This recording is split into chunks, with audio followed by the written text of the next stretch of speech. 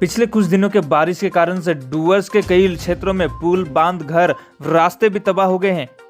इन बारिशों और बाढ़ की तबाही से आम जनजीवन को काफी दिक्कतों से गुजरना पड़ रहा है।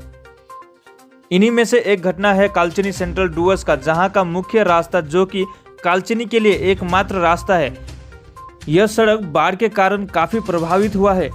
स्थानीय वासियों ने कहा कि हमारे सेंट्रल डुवर्स चाय बागान से कालचिनी बीडीओ ऑफिस, थाना या फिर अस्पताल के लिए जाने वाली यह एकमात्र सड़क है जिसकी अवस्था अब इतनी खराब है कि यहां से कोई भी गाड़ी नहीं चल पा रही है।